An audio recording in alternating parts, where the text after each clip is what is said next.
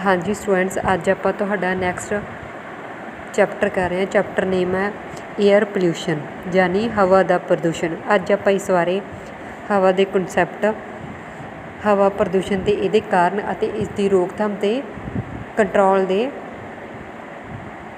कारकों बारे गल करांगे। सब तो पहला अज गल करते हैं आप एयर वाले यानी कॉन्सैप्ट ऑफ एयर यानी हवा की धारणा।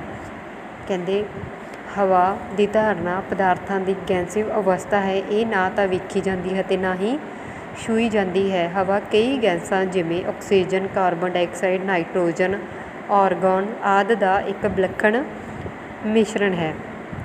इस विच गल करते हैं आप नीड ऑफ एयर यानी हवा की लोड़। कहते हवा एक दूजे के गुणकारी हैं। जिंदगी हवा तो बिना संभव नहीं है। कोई भी हवा तो बिना जिउंदा नहीं रह सकता। मनुख कुछ दिनों लिए भोजन तो बिना जी सकता है, पर वो पानी तो बिना कुछ घंटे लिए जी सकता, पर कुछ मिनटों लिए भी हवा तो बिना जिउना उस लिए असंभव है। हर जीव का बचाव हवा पर निर्भर करता है। धरती उत्ते रहने वाले जीव जंतुओं को अलग अलग गतिविधियों लिए हवा की जरूरत पैंदी है। जिमें पहला फॉर ब्रीथिंग यानी साह लैण लई। हर जीवत जीव चाहे वह जानवर, मनुख या पंछी होवे, हवा की जरूरत है। साह लैण दौरान ये हवा विच मौजूद ऑक्सीजन अंदर खिंचते हैं तो कार्बन डाइऑक्साइड बाहर छड्डते हैं। सैकेंड गल करते हैं आप फॉर गैटिंग पावर यानी एनर्जी यानी शक्ति प्राप्त करने के लिए। मनुख ਅਤੇ जानवरों द्वारा साह लैण दौरान ऑक्सीजन खून के राही शरीर के अंगों तक पहुँचती है। इस तरह ये शरीर को शक्ति प्रदान करती है और टिशू बनने की प्रक्रिया में सहायता करती है। Third for excretion of waste कूड़े करकट के निकास लिए। जो ऑक्सीजन को साह राही अंदर लिया जाता है तद पहला कार्बन ऑक्सीजन नाल प्रतिक्रिया करता है, कार्बन डाइऑक्साइड बनता है। ये कार्बन डाइऑक्साइड साह की प्रक्रिया के दौरान बाहर कढ़ी जाती है। साह शरीर में मौजूद दूजिया गैसां जिमें मथेन और पानी भी भाफ के पसीने आदि के द्वारा शरीर विचों निकलते रहते हैं। फोर्थ टू कंट्रोल टैंपरेचर तापमान हवा को निरंतर करना ते मनुक्खी शरीर के तापमान निरंतर करने बहुत जरूरी है। हवा सानू गर्म रखती है। जे साडे दुआले कोई हवा नहीं है तो साडे शरीर विच बहुत सारी गर्मी हो जाएगी। फॉर एग्जाम्पल जे कोई भारा काम या कसरत की जाती है तो वाधू निग की जरूरत होंदी है। हवा साडे शरीर को ठंडा करने में भी मदद करती है। ये साडे शरीर के तापमान नू बनाए रखने में सहायता करती है। Fifth inter communication of voice. इस विच की हुंदा गा जदों असी एक दूजे की आवाज़ को सुन सकते हाँ। इत्थे जे इत्थे नहीं है हवा के कारण है, कोई संचार नहीं होवेगा।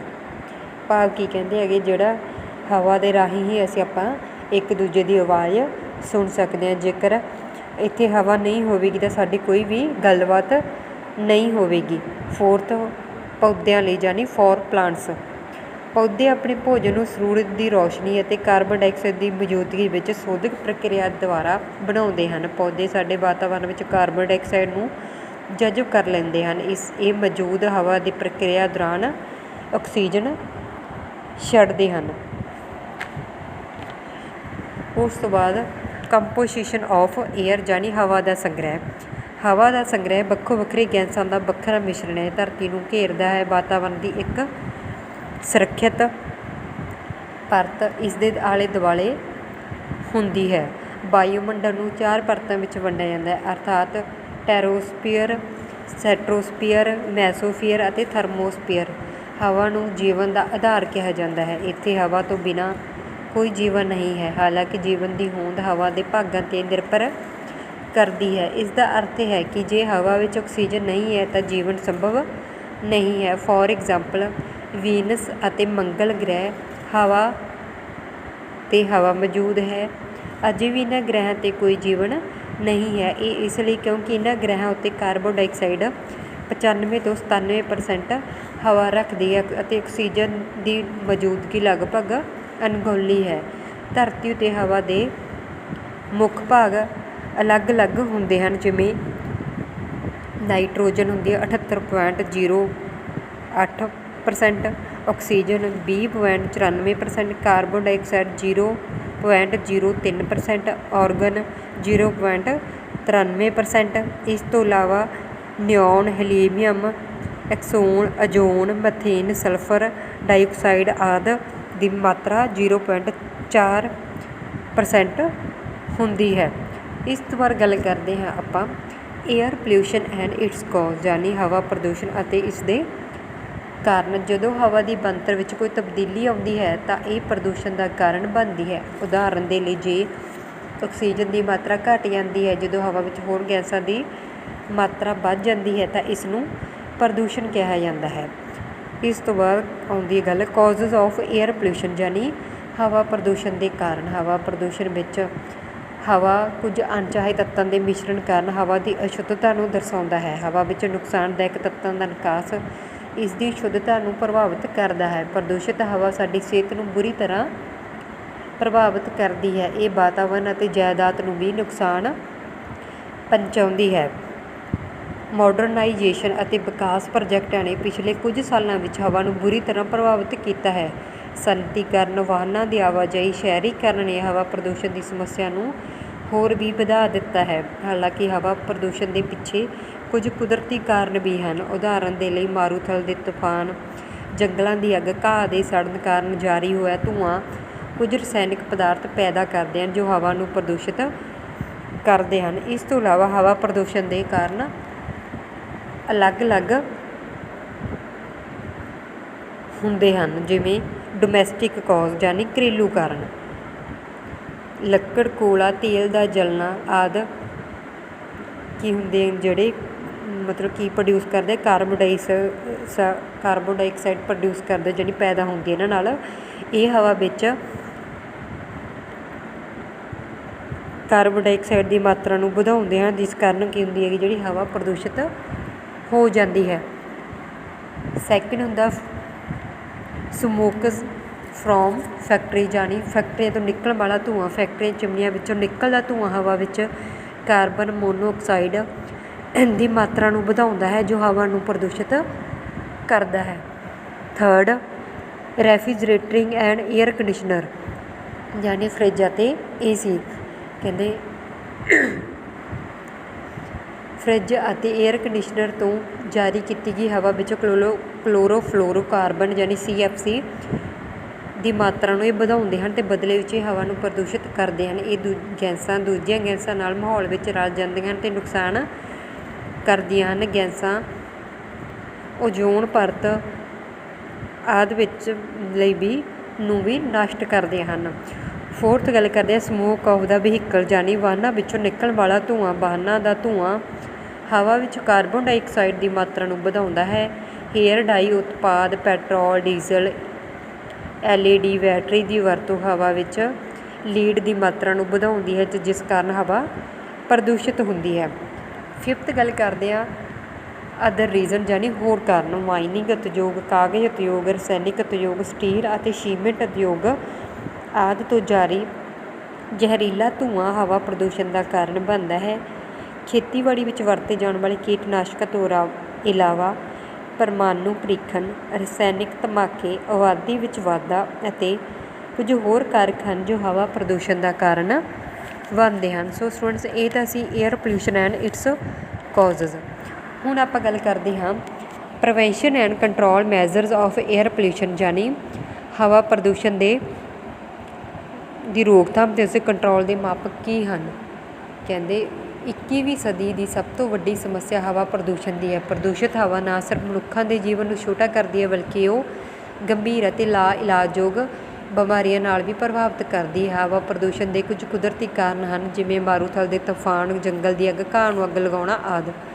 ਮਨੁੱਖਾਂ ਲਈ ਸੰਭਵ ਨਹੀਂ ਹੈ ਇਹ ਘਟਨਾਵਾਂ ਨੂੰ ਕਾਬੂ ਕਰ ਲਈ। ਹਾਲਾਂਕਿ ਉਹਨਾਂ ਲਈ ਹਵਾ ਪ੍ਰਦੂਸ਼ਣ ਰੋਕਣਾ ਸੰਭਵ ਹੈ ਜੋ ਮਨੁੱਖਾਂ ਦੇ ਕਾਰਨ ਹੁੰਦਾ ਹੈ। ਹਵਾ ਪ੍ਰਦੂਸ਼ਣ ਨੂੰ ਰੋਕਣਾ ਸਾਡੀ ਪਹਿਲੀ ਤਰਜੀਹ ਹੋਣੀ ਚਾਹੀਦੀ ਹੈ, ਕਿਉਂਕਿ ਮਨੁੱਖ ਦੀ ਸਿਹਤ ਸਾਫ਼ ਹਵਾ 'ਤੇ ਨਿਰਭਰ ਕਰਦੀ ਹੈ। ਹਵਾ ਪ੍ਰਦੂਸ਼ਣ ਦੇ ਰੋਕਣ ਦੇ ਲਈ ਅਲੱਗ-ਅਲੱਗ ਮੈਥਡਸ ਦੀ ਵਰਤੋਂ ਕਰਨੀ ਚਾਹੀਦੀ ਹੈ। ਜਿਵੇਂ ਪਹਿਲਾਂ ਬੈਨ ਔਨ ਦਾ ਯੂਜ਼ ਆਫ ਪਲਾਸਟਿਕ, ਯਾਨੀ ਪਲਾਸਟਿਕ ਦੀ ਵਰਤੋਂ 'ਤੇ ਪਾਬੰਦੀ। ਅੱਜ ਪਲਾਸਟਿਕ ਇੱਕ ਅਜਿਹਾ ਤੱਤ ਹੈ ਜੋ ਹਵਾ ਨੂੰ ਸਭ ਤੋਂ ਵੱਧ ਪ੍ਰਦੂਸ਼ਿਤ ਕਰਦਾ ਹੈ। ਪਲਾਸਟਿਕ ਇੱਕ ਅਜਿਹੀ ਸਮੱਗਰੀ ਹੈ ਜੋ ਨਾ ਨਿਖਰਦੀ ਹੈ ਅਤੇ ਨਾ ਹੀ ਖਤਮ ਹੁੰਦੀ ਹੈ। ਪਲਾਸਟਿਕ ਸੜਨ ਤੋਂ ਬਾਅਦ ਵੀ ਕਈ ਜ਼ਹਿਰੀਲੀਆਂ ਗੈਸਾਂ ਪੈਦਾ ਕਰਦਾ ਹੈ। ਇਸ ਤਰ੍ਹਾਂ ਇਹ ਹਵਾ ਨੂੰ ਬੁਰੀ ਤਰ੍ਹਾਂ ਪ੍ਰਦੂਸ਼ਿਤ ਕਰਦਾ ਹੈ। ਇਸ ਲਈ ਪਲਾਸਟਿਕ ਦੀ ਪਾਬੰਦੀ 'ਤੇ ਰੋਕ ਲਗਾਉਣੀ ਚਾਹੀਦੀ ਹੈ ਤਾਂ ਜੋ ਹਵਾ ਪ੍ਰਦੂਸ਼ਣ ਨੂੰ ਰੋਕਿਆ ਜਾ ਸਕੇ। ਸੈਕਿੰਡ, ਯੂਜ਼ ਆਫ ਅਲਟਰਨੇਟਿਵ, ਯਾਨੀ ਵਿਕਲਪਾਂ ਦੀ ਵਰਤੋਂ। ਘਰ ਵਿੱਚ ਖਾਣਾ ਬਣਾਉਣ ਲਈ ਜਿਹੜੀ ਸਟੋਵ ਵਗੈਰਾ ਹੁੰਦੇ ਨੇਗੇ ਉਹਨਾਂ ਦੀ ਜਗ੍ਹਾ 'ਤੇ ਕੀ ਕਰਨਾ ਚਾਹੀਦਾ ਗਾ, ਜਿਹੜੀ ਘਰ ਵਿੱਚ ਗੈਸ ਵਗੈਰਾ ਜਿੱਦਾਂ ਆਪਣੇ ਹੁੰਦੇ ਹੈਗੇ ਆਪਰੇਟਡ ਇਲੈਕਟ੍ਰੋਨਿਕ ਹੁੰਦੇ ਆ, ਜਿਹੜੇ ਬਿਜਲੀ ਦੇ ਚੱਲਣ ਵਾਲੇ ਯੰਤਰ ਹੁੰਦੇ ਜਗ੍ਹਾ 'ਤੇ ਕੀ ਕਰਨਾ ਚਾਹੀਦਾ ਹੈਗਾ ਗਾ, ਬਿਜਲੀ ਨਾਲ ਚੱਲਣ ਵਾਲੇ ਉਪਕਰਨਾਂ ਦੀ ਵਰਤੋਂ ਕਰਨਾ ਬਹੁਤ ਜ਼ਰੂਰੀ ਹੈ। ਇਹ ਕੁਝ ਹੱਦ ਤੱਕ ਹਵਾ ਪ੍ਰਦੂਸ਼ਣ ਨੂੰ ਘਟਾ ਸਕਦੇ ਹਨ। Third, recycling. ਸ਼ਹਿਰਾਂ ਦਾ ਕੂੜਾ ਕਰਕਟ ਹਵਾ ਨੂੰ ਪ੍ਰਦੂਸ਼ਿਤ ਕਰਦਾ ਹੈ। ਇਸ ਨੂੰ ਖਾਦ, ਬਿਜਲੀ ਅਤੇ ਹੋਰ। ਸੈਕਿੰਡ, ਯੂਜ਼ ਆਫ ਅਲਟਰਨੇਟਿਵ, ਯਾਨੀ ਵਿਕਲਪਾਂ ਦੀ ਵਰਤੋਂ। ਘਰ ਵਿੱਚ ਖਾਣਾ ਬਣਾਉਣ ਲਈ ਸਟੋਵ, ਬਿਜਲੀ ਨਾਲ ਚੱਲਣ ਵਾਲੇ ਉਪਕਰਨਾਂ ਦੀ ਵਰਤੋਂ ਕਰਨਾ ਬਿਹਤਰ ਹੈ। ਇਹ ਕੁਝ ਹੱਦ ਤੱਕ ਹਵਾ ਪ੍ਰਦੂਸ਼ਣ ਨੂੰ ਘਟਾ ਸਕਦੇ ਹਨ। Third, recycling.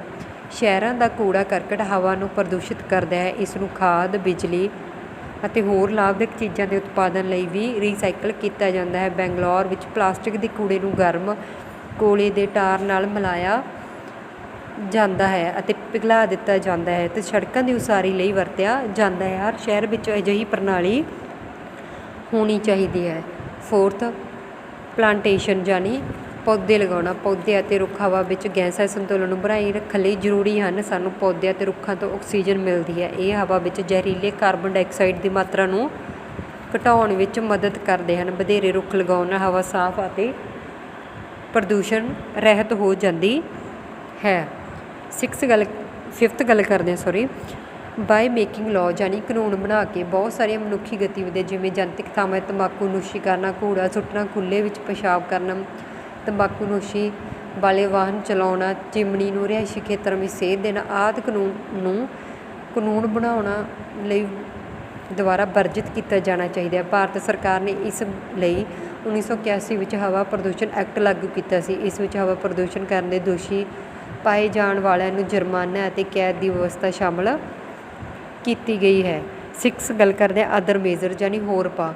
ਕੀਟਨਾਸ਼ਕਾਂ ਦੀ ਵਰਤੋਂ ਨੂੰ ਸੀਮਤ ਉਦਯੋਗਾਂ ਵਿੱਚ ਵਧੇਰੇ ਉੱਚੇ ਚਿਮਨੀ ਸਥਾਪਿਤ ਕਰਨਾ, ਰਿਹਾਇਸ਼ੀ ਇਲਾਕਿਆਂ ਤੋਂ ਬਹੁਤ ਦੂਰ ਉਦਯੋਗ ਸਥਾਪਿਤ ਕਰਨਾ, ਦੇਸ਼ ਦੇ ਆਪਸੀ ਸੰਯੋਗ ਨਾਲ ਪਰਮਾਣੂ ਪਰੀਖਣ 'ਤੇ ਪਾਬੰਦੀ, ਹਥਿਆਰਾਂ ਦੀ ਵਰਤੋਂ ਨੂੰ ਸੀਮਿਤ ਕਰਨ ਵਰਗੇ ਉਪਾਅ, ਆਬਾਦੀ ਨੂੰ ਨਿਰੰਤਰ ਕਰਨ ਆਦਿ ਦੀ ਵਰਤੋਂ ਹਵਾ ਪ੍ਰਦੂਸ਼ਣ ਰੋਕਣ ਲਈ ਕੀਤੀ ਜਾ ਸਕਦੀ ਹੈ। ਸੋ ਇਹ ਤਾਂ ਸੀ prevention and control measure of air pollution. ਹੁਣ ਗੱਲ ਕਰਦੇ ਹਾਂ ਇਫੈਕਟਸ ਆਫ ਏਅਰ ਪੋਲਿਊਸ਼ਨ, ਯਾਨੀ ਹਵਾ ਪ੍ਰਦੂਸ਼ਣ ਦੇ ਪ੍ਰਭਾਵ। ਅੱਜ ਕੱਲ੍ਹ ਇੱਕ ਦਿਨ ਹਵਾ ਪ੍ਰਦੂਸ਼ਣ ਪੂਰੀ ਦੁਨੀਆ ਵਿੱਚ ਹੋ ਰਹੀ ਮੌਤ ਦਾ ਸਭ ਤੋਂ ਵੱਡਾ ਕਾਰਨ ਹੈ। WHO ਦੇ ਅਨੁਸਾਰ ਰੋਜ਼ਾਨਾ 8 ਲੋਕ ਹਵਾ ਪ੍ਰਦੂਸ਼ਣ ਕਾਰਨ ਪੂਰੀ ਦੁਨੀਆ ਵਿੱਚ ਮਰਦੇ ਹਨ। ਹਰ ਸਾਲ 4 ਲੱਖ ਲੋਕ ਹਵਾ ਪ੍ਰਦੂਸ਼ਣ ਕਾਰਨ ਮਰਦੇ ਹਨ। ਇਹਨਾਂ ਵਿੱਚੋਂ ਜ਼ਿਆਦਾਤਰ ਮੌਤਾਂ ਅੰਦਰੂਨੀ ਹਵਾ ਪ੍ਰਦੂਸ਼ਣ ਕਾਰਨ ਹੁੰਦੀਆਂ ਹਨ। ਬ੍ਰਿੰਘਮ ਯੂਨੀਵਰਸਿਟੀ ਦਾ ਅਧਿਐਨ ਇਸ ਤੱਥ ਨੂੰ ਪ੍ਰਗਟ ਕਰਦਾ ਕਿ ਹਰ ਸਾਲ 3,10,000 ਯੂਰਪੀਅਨ ਹਵਾ ਪ੍ਰਦੂਸ਼ਣ ਕਾਰਨ ਮਰਦੇ ਹਨ। ਸੰਭਾਵਨਾ ਹੈ ਕਿ ਦਮਾ, ਐਲਰਜੀ, ਨਮੂਨੀਆ, ਦਿਲ ਦਾ ਦੌਰਾ, ਖੰਘ, ਪੀਲੀਆ, ਡਿਪਥੀਰੀਆ ਆਦਿ ਬਿਮਾਰੀਆਂ ਹਵਾ ਪ੍ਰਦੂਸ਼ਣ ਦਾ ਨਤੀਜਾ ਹਨ। ਹਵਾ ਪ੍ਰਦੂਸ਼ਣ ਦਾ ਮਨੁੱਖੀ ਸਿਹਤ ਉੱਤੇ ਬੁਰਾ ਪ੍ਰਭਾਵ ਪੈਂਦਾ ਹੈ। ਪ੍ਰਦੂਸ਼ਿਤ ਹਵਾ ਵਿੱਚ ਸਾਹ ਲੈਣਾ, ਬੇਚੈਨੀ, ਖੰਘ, ਸਾਹ, ਦਿਲ ਨਾਲ ਸੰਬੰਧਿਤ ਸਮੱਸਿਆਵਾਂ ਦਾ ਕਾਰਨ ਬਣ ਜਾਂਦੀਆਂ ਨੇ। ਵਿਅਕਤੀ ਨੂੰ ਆਰਥਿਕ ਤੌਰ 'ਤੇ ਪ੍ਰਭਾਵਿਤ ਕਰਦੀਆਂ ਹਨ।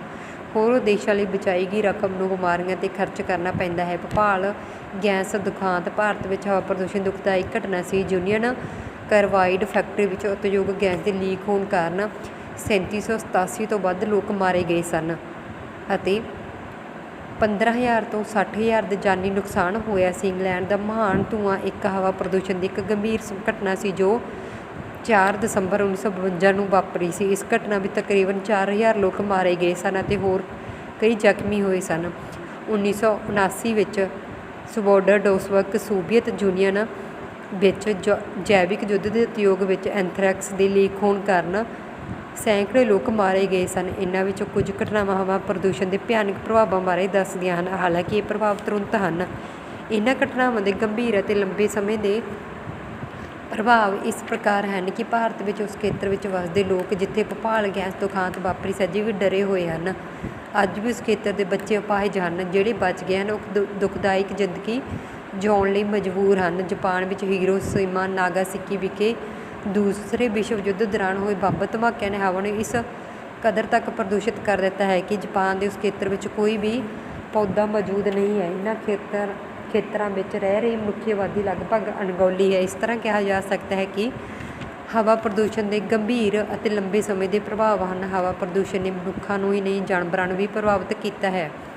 ਜਾਨਵਰਾਂ ਦੇ ਕਈ ਕਿਸਮਾਂ ਜਿਨ੍ਹਾਂ ਨੂੰ ਇੱਕ ਏਲੀਅਨ ਅਤੇ ਸਿਹਤਮੰਦ ਵਾਤਾਵਰਨ ਦੀ ਜ਼ਰੂਰਤ ਹੈ ਜਾਂ ਤਾਂ ਉਹ ਲੋਪ ਹੋ ਗਏ ਹਨ ਜਾਂ ਖਤਮ ਹੋਣ ਦੇ ਕਗਾਰ 'ਤੇ ਹਨ। ਇਸ ਤੋਂ ਇਲਾਵਾ ਉਦਯੋਗਾਂ ਦੇ ਚਿਮਨੀਆਂ ਵਿੱਚੋਂ ਨਿਕਲਿਆ ਵਾਹਨਾਂ ਦਾ ਧੂੰਆਂ, ਸਿਗਰਟਾਂ ਦਾ ਧੂੰਆਂ, ਉਦਯੋਗਿਕ ਧੂੰਆਂ ਫੇਫੜਿਆਂ ਦੇ ਕੈਂਸਰ ਦਾ ਪ੍ਰਮੁੱਖ ਕਾਰਨ ਬਣਦਾ ਹੈ। ਪਰਮਾਣੂ ਪਰੀਖਣ, ਬੰਬ ਧਮਾਕੇ, ਕੀਟਨਾਸ਼ਕਾਂ ਦੀ ਵਰਤੋਂ ਪੌਦਿਆਂ ਦੇ ਜੀਵਨ ਦੀ ਤਬਾਹੀ ਲਈ ਜ਼ਿੰਮੇਵਾਰ ਹਨ। ਪ੍ਰਦੂਸ਼ਿਤ ਹਵਾ ਜੰਗਲਾਂ ਨੂੰ ਪ੍ਰਭਾਵਿਤ ਕਰਦੀ ਹੈ।